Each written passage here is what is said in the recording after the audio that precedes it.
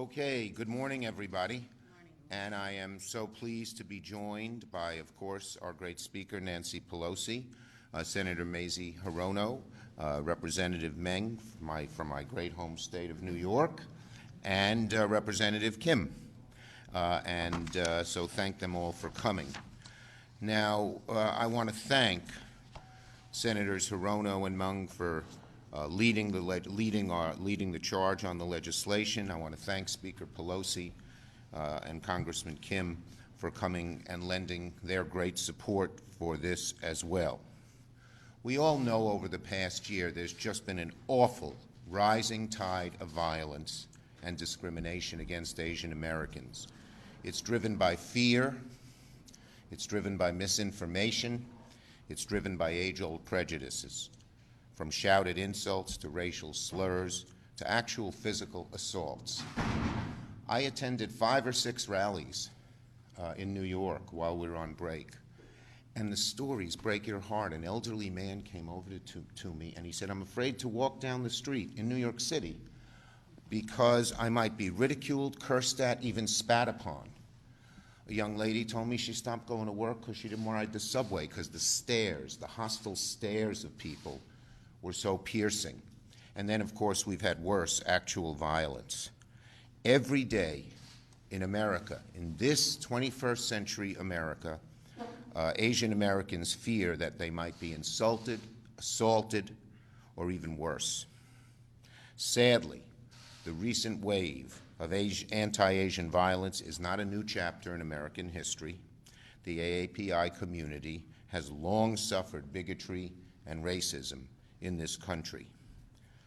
But we cannot and must not remain silent. And there is a new fervor to speaking out because there have been so many incidents in the last year or two. And part of that, I have to say, was because our last president never discouraged, or almost never discouraged, and often seemed to encourage bigotry from people. And he often led it himself. In America, an attack on one group is an attack on all of us. So it's now up to all of us to stand up and speak out in support of the Asian American community. And in the Senate, we have more than a responsibility just to speak out. We have a moral imperative to take action. So that's why this week I'm using my power as Majority Leader to make sure the Senate will vote on Senator Hirono's COVID-19 Hate Crimes Act, which my fellow New Yorker, Representative Meng, has sponsored in the House. This common sense legislation will give the Justice Department crucial tools to crack down on the wave of racist violence we have seen against the AAPI community, and I'll leave it to the sponsors to go over the details. We are open to strengthening the bill. There's an effort underway to add a bipartisan amendment sponsored by Senators Blumenthal and Moran, one a Democrat, one a Republican, as an amendment. And their bill would provide resources to state and local law enforcement to improve hate crime reporting, increase training, and establish pathways to rehabilitation. So reporting, training, rehab would be the 3 words that underline their amendment. Now, combating hate in the Asian American community can and should be bipartisan. The way to do that is for 60 senators to vote to proceed to the legislation. I hope it'll be many more than 60. Who would oppose this very simple but necessary legislation? As Majority Leader, as I said, as Majority Leader, it's my intention to make the First Amendment a bipartisan one. But I can't do that unless our Republican colleagues allow us to debate the bill. Make no mistake, the Senate will debate and take action to combat hate crimes against Asian Americans. There is no reason this shouldn't be a bipartisan bill that passes the Senate without delay. This is not some kind of gotcha piece of legislation. It's legislation our times demand. There's reason, so President Biden has urged Congress to swiftly pass this legislation and get it on his desk, and we're going to work very hard to get that done this week. And now I'll turn it over to somebody who has fought bigotry her whole life, Speaker Pelosi.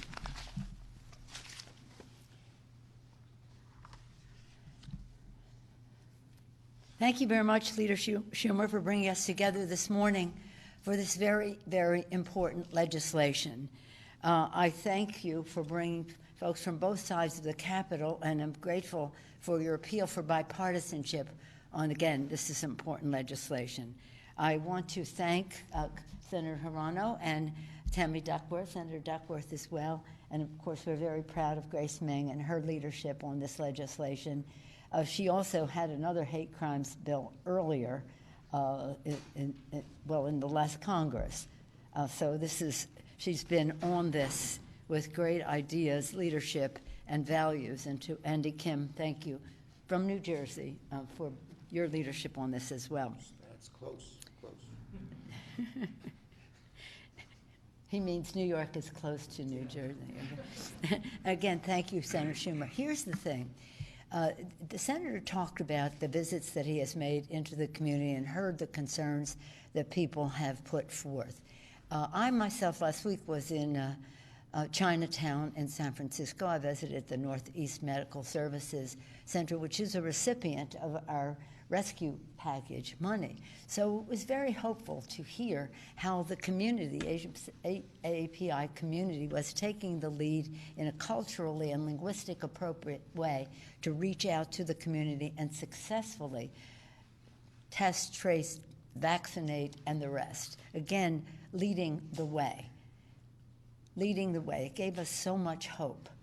It was so sad also, though, to hear the stories of fear that people had in the community. Again, I represent San Francisco in the Congress. This is a place where we take such pride in our AAPI community, as I'm sure in Hawaii and New York and New Jersey you do as well. But in San Francisco, we're small, and the community is large, and we are very dependent. In fact, we learn a lot from that community. A week before, I had virtually visited with them with our regular meeting that we usually have to talk about housing and any number of other issues of concern to the community, where public policy has an impact and where values are our guide. And so, again, the community has been an intellectual resource for improving life for all of us in our country. Actually, I voted in Chinatown at Limpu Li Post Office. That's the first post office named for he actually worked for Phil Burton. Really? And then Phil named it post office for him. So you see. So, and again, the roots run deep. And that's one of the messages I had that day. When the press asks about what are we doing, let us salute President Biden. Right from the start, within like 24 hours of his presidency, he had executive order calling upon the Justice Department, even before we had an Attorney General, calling upon the Justice Department to take up this issue in a very specific way. And again, more recently, his executive actions have been very important.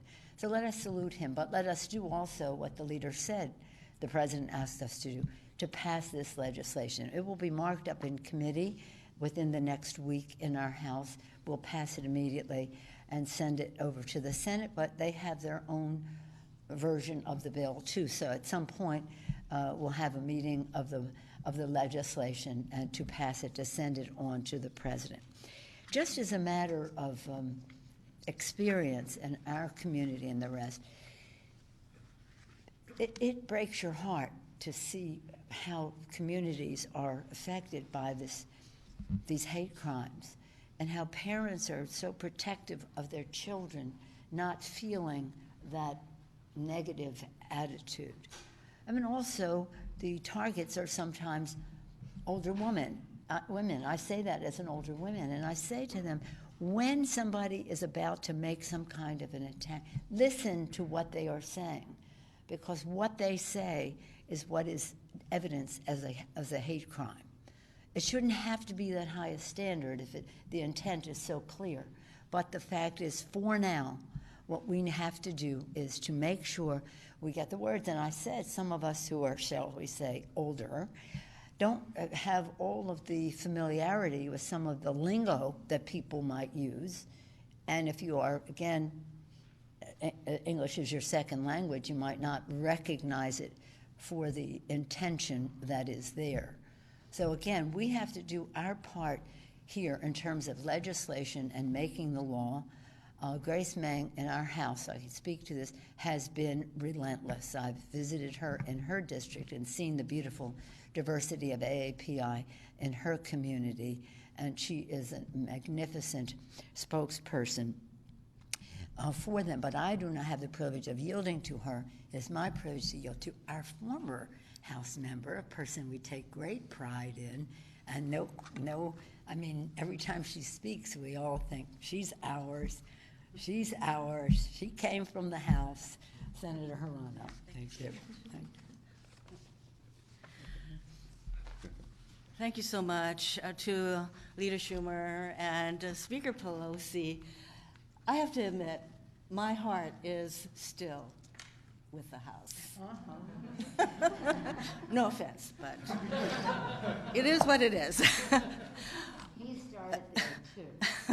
That's right. Everyone here served in the House at one time. Good training, I have to say. And I'm really appreciative of the leadership shown by Representatives Meng and Kim in the House.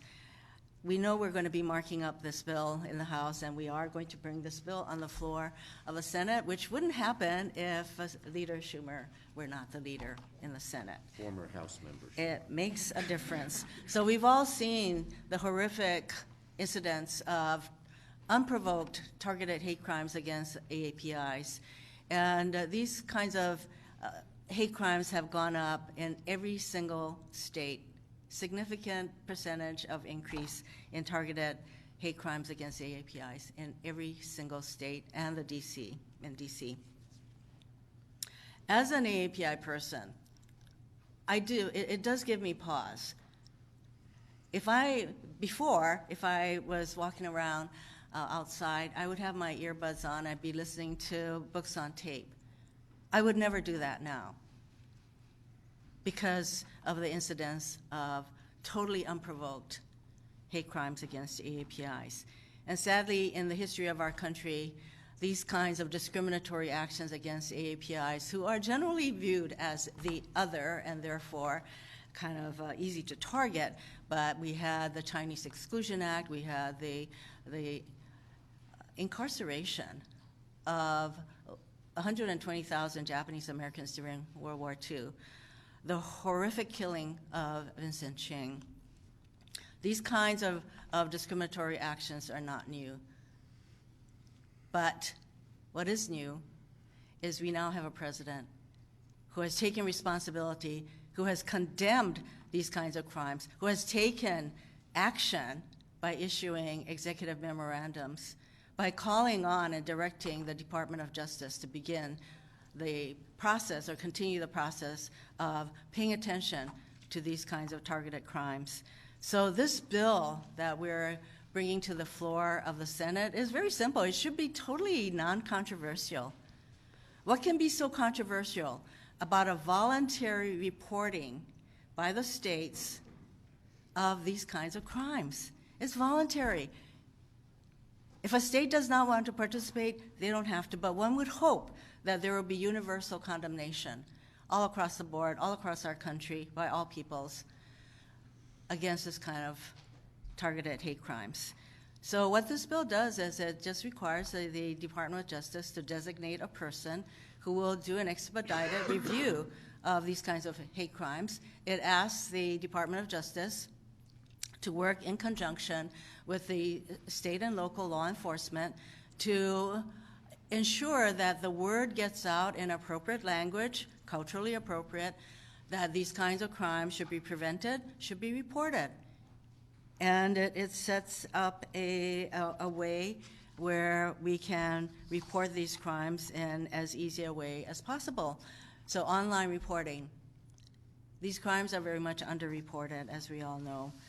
And so my hope is that we will have Republicans who will support this bill. My hope is that we will have Republican members of the House and the Senate speaking out, condemning these kinds of targeted crimes. And so we will go forward in the hopes that, you know what, an attack on one group in our country is truly an attack on all of us. And there is no place in a democracy for these kinds of unprovoked attacks on a group of people who are only being targeted because they are AAPIs.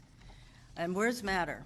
So when you have a president who deems the virus to be the China virus, or to have members of his administration refer to it as Kung flu, you'd create an environment where people will be motivated because of whatever reasons they have to commit these kinds of crimes. It is very important we now have a president who speaks out and who takes a stand. It is now time for Congress. It is time for Congress to take a stand and pass this legislation against this kind of targeted, unprovoked attacks on AAPIs. Thank you, Mazie.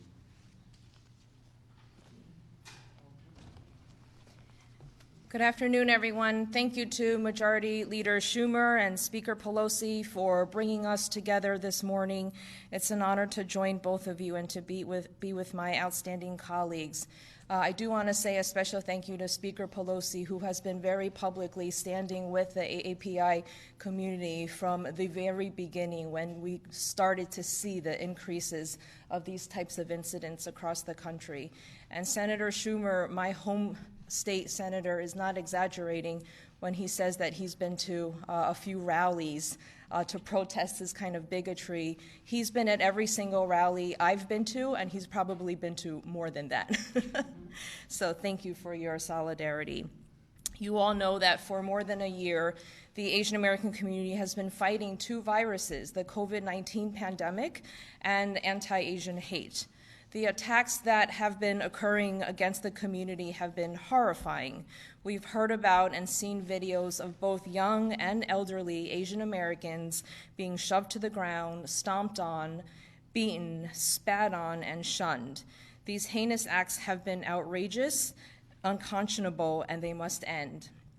There have been assaults all across the nation, including in my home district of Queens, New York. To help combat this bigotry and violence, I introduced legislation with Senator Hirono that would, amongst other things, create a position at the Department of Justice to facilitate expedited review of COVID-19 hate crimes, encourage more reporting of incidents in multiple languages, and help make different communities feel more empowered to come forward and report these incidents. Oftentimes, we tell people to just report if something happens to them, but it's not always so easy to do so. People might not know where the police precinct is, people might have language obstacles, and we also need more resources for our local entities to be able to figure out how to most effectively investigate these types of incidents. As Speaker Pelosi said, oftentimes the lingo and the tropes that are being used might not be something that is already familiar to our law enforcement personnel. This bill also directs federal agencies to work with community-based organizations to find ways to talk about the COVID-19 pandemic in a way that is not discriminatory. I'm thrilled that our legislation is moving forward, and I'm hopeful that the measure will be approved by the Senate and the House. Over the past year, I've met with so many Asian American community members whose lives have been threatened or whose loved ones have been attacked. And this bill takes into account what I've heard from the community. People need to feel empowered to come forward and report these incidents. We need to make that process easier and more accessible. 2 weeks ago, I had the opportunity to visit Atlanta, Georgia with our KPAC chairwoman, Judy Chu, and also Rep. Kim, who is here today, where we met with the families of the victims and that were killed in the mass shooting. They all agreed in the midst of their pain and sorrow that we need action now. Over 3,800 cases of attacks have been reported over the past year. But we all know that the number of incidents is likely higher. Most of us know people who've had these incidents happen to them on different levels and yet have not reported them. So increased reporting of hate crimes would give us more accurate data. It would give a clearer and fuller picture of the attacks that have been occurring, so we know what resources specifically are needed. Combating hate should not be a partisan issue. This is about the safety of all Americans. It's about people's lives and their right to be safe. It's about our parents and grandparents walking down the street safely. It's about our kids being able to go to school and play outside without fearing that they'll be harassed.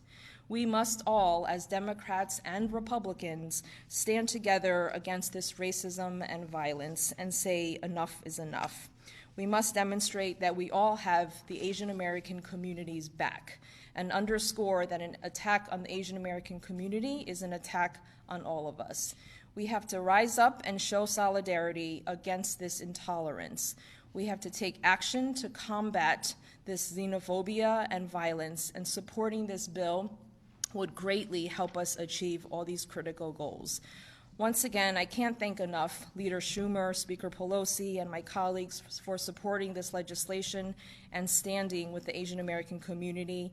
And I also want to thank President Biden for endorsing this bill and calling on Congress to pass it.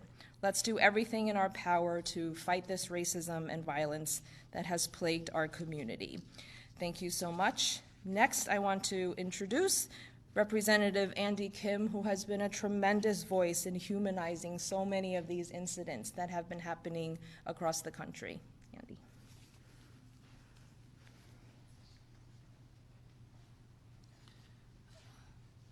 Thank you, everyone, for coming and giving us an opportunity to share today. I'm Congressman Andy Kim from New Jersey. We are, this week, 1 month out from the shootings in Atlanta. And just for me personally, I can tell you this has been one of the most difficult months of my life. A month where I've gathered with the AAPI community all over the country, and we shared the rawness, the vulnerabilities, the fear that we all collectively experience. This is a historic moment right now. And I want to underscore that, so I'll say it again. This is a historic moment right now for the AAPI community in America. There has never been a situation during my lifetime that I've felt this level of fear and this level of vulnerability and also a level of isolation that I do right now. And when we were down there in Atlanta talking to the victims' families, as well as the broader community, one question kept coming up, which is, what are you going to do about this? What is Congress going to do about this? That is the demand being made right now, and it's a demand that is justified given the violence and the discrimination that the AAPI community has faced, not just in the last month, not just in the last year, but over the course of our entire lives. Over the last month, I've shared stories I've never shared before. I've opened up in ways that I never have before because the moment calls upon it. I've talked about how when I worked at the State Department as a diplomat, I was banned from working on issues related to Korea because I'm Korean American. I talked about how my 5-year-old son came home and told me that a bigger kid kept calling him Chinese boy, over and over again as a 5-year-old. This issue of foreignness and xenophobia has been with us, and I fear that actually it could get worse as we know that our global competition with China is growing. We, right now, at this moment, need to think about as a nation how it is that we will embrace and talk about and incorporate the AAPI community in our nation. That's what this moment is. I really do believe that the next few weeks will determine the next few decades of how Asian Americans are treated and understood and accepted in this country. And that is the period in which my kids will be growing up into their adulthood. So I will do everything I can to make sure that we seize this moment and get this passed. So when that Asian American community down there in Atlanta asks me, what are you going to do about it? Next time I go back down there to Atlanta, I want to be able to look them in the eye and tell them we did everything that we could at this moment to try to fight for justice and equality and allow you to be able to feel safe here in your own country. That's what this is about. And if we deliver anything less than that, we will have failed this moment in time. So I just ask everyone to think about it. Whatever disagreements you have or whatever improvements or amendments you want to make them. But let us not fail to deliver something here that can move our country forward. With that, I'm grateful again for the opportunity to speak alongside such distinguished colleagues. Thank you very much, everyone. Okay. We're going to have, Speaker and I are going to have to leave pretty soon because of the memorial service, so we'll take questions on this subject first. Yes, ma'am. Hi, I'm Tia from the Atlanta Journal-Constitution. Can you give us, the actual timeline of how you plan to do this? Yes. The bill is on the floor now. We will move a motion to proceed. We're waiting to hear. Our Republican colleagues haven't yet told us what their plans are. They're having their lunch today, and we hope that they will move forward with the bill and not block it and just go forward. So we hope to get it done this week if we don't have real obstruction.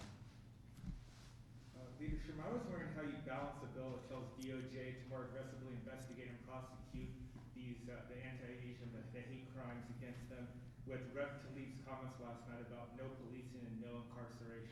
Well, look, we all know we have to root out systemic bias in law enforcement, and we feel the best way to do that is the Justice in Policing Act. I don't know if it passed the House this year, but it passed it last year, and we are making every effort to move it forward in the Senate. I will put it on the floor for a vote. If I could add, Yeah. If I could add something to that. Providing more resources and dedicated personnel and helping to streamline the process helps with data and reporting. We know that not every one of these incidents will ultimately be charged or even prosecuted as a hate crime, but we want to make sure that local entities, law enforcement, have the tools they need to know what is a racist trope, what helps prove intent if there is a hate crime that's charged. The legislation also includes components that would contain counseling and education if and when someone is convicted of a hate crime. Okay, yes. Right there. Collins is saying that she could support this legislation if the language were tweaked to remove a reference to the hate crime being linked to COVID. Is this something that Democrats would support? Well, we'd have to discuss it. We'll wait and see for the Republican lunch, but we certainly are open to amendments that are germane, and that one would probably be germane. Yes? Follow up on that question, is it going to be a challenge to accurately collect this data if these crimes have to be specifically related to COVID-19? I didn't hear the question, I'm sorry. Say it again? Is it going to be a challenge to be collecting accurate data and potentially holding people accountable if these crimes do have to be specifically related to COVID-19, because that may be hard to prove intent on both racism and related to COVID? Go ahead, please. Yeah, I mean, the intention of this bill originally was to get a more clear and accurate picture of what happened during this last year, during the COVID pandemic. But of course, this is something that we're interested in the long term. This hate crimes legislation doesn't only pertain and help the Asian American community, it would help all communities before and after COVID. Last one. Do you think adding the Blumenthal-Moran amendment would put more pressure on Republicans to support it, and do you have support from Moran if that? You'll have to ask him. I think it's a good amendment. It's needed. It's bipartisan, and we'd like to see it added to the bill. It's not a political issue. It's a substantive issue. It's a good amendment. Thank you, everybody. Thank you.